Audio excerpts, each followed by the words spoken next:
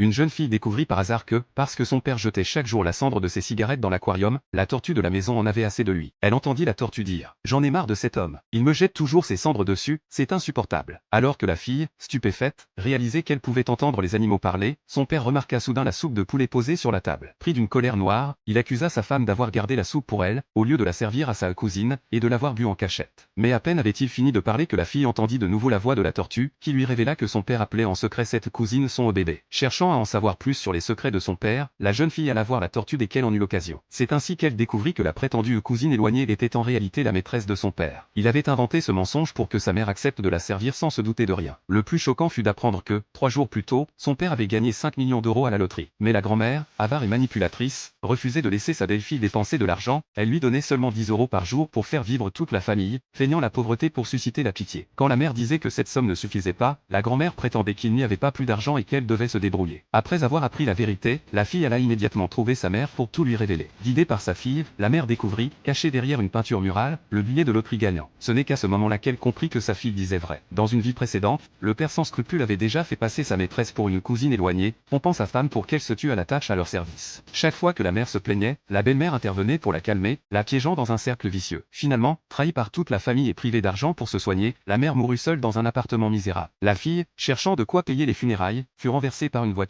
Contre toute attente, elle se réveilla un an plus tôt revenue à la vie et découvrit qu'elle pouvait parler avec les animaux. Décidée à protéger sa mère cette fois-ci, elle lui révéla tout, y compris son retour dans le passé, et sortit le billet de loterie caché. Devant la preuve du gain de 5 millions d'euros, la mère crut enfin à son incroyable histoire. Pour assurer leur avenir, la fille emmena sa mère investir 4 millions d'euros dans une entreprise de jouets. Elle savait qu'un an plus tard, le jouet phare de cette société allait connaître un succès phénoménal, leur garantissant des bénéfices énormes. Ce n'est qu'après cela que mère et fille rentrèrent chez elle. Le père, ignorant tout, continuait de donner des ordres à sa femme pour qu'elle s'occupe de sa cousine. Mais, voyant enfin la vérité en face, la mère explosa de colère et dévoila la véritable identité de la maîtresse. Démasqué, le père abandonna toute façade et reconnut ouvertement sa relation avec la cousine. Il sortit même des papiers de divorce, exigeant que sa femme parte sans rien. À ce moment, la belle-mère montra son vrai visage, elle attrapa la fille, menaçant de la vendre dans une région reculée si la mère refusait de divorcer. Face aux pleurs déchirants de sa fille, la mère dut céder. Une fois le divorce signé, elle quitta la maison avec son enfant. Le père, ravi, se frottait déjà les mains, il comptait bien garder pour lui seul les 5 millions d'euros. Sa maîtresse l'incita aussitôt à aller chercher le billet. Tous trois, euphoriques à l'idée de leur fortune, descendirent les escaliers. Le père leur indiqua la cachette du billet, et la maîtresse le pressa de l'ouvrir. Mais lorsqu'ils soulevèrent la peinture murale, ils ne trouvèrent qu'un vide béant. Devant ce spectacle, ils restèrent sans voix.